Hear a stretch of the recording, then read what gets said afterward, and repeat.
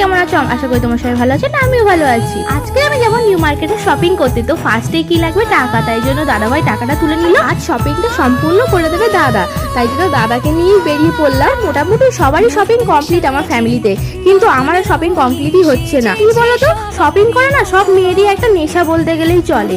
যতই কেনা হোক ততই যেন নেই নেই মনে হয়। এটা 1 মিনিটের মিনি ব্লগে বেশি কিছু দেখানো যায় না, তাই বক বক না করতে করতে দেখো আমি কি কি শপিং করলাম। ফার্স্ট আমি সিলেদার্সে যাবো বলে রেডি হয়েছিলাম, কিন্তু দেখলাম যে সামনে সানগ্লাসের দোকান, ওখান থেকে আমি সানগ্লাস কিনেছি। অনেক কষ্ট করে সিলেদার্স থেকে যা হোক করে আমি দুটো জুতো কিনেছি। সিলেদার্স থেকে লেবে আমি কিছু গো ক্লিপ কিনি, তারপর আমি একটা ড্রেসের দোকানে চলে যাই। এখানে দুটো ড্রেস দেখছিলাম, তার মধ্যে এই ড্রেসটা আমি কিনেছিলাম। কেমন লাগবে জানি না, তাও একবার পরে দেখবো। আমি যাওয়ার সময় নিচে করে স্নিকারের দোকান দেখে, সেইখানে স্নিকারগুলো খুব সুন্দরই ছিল, বাট কোয়ালিটিটা একদমই বাজে।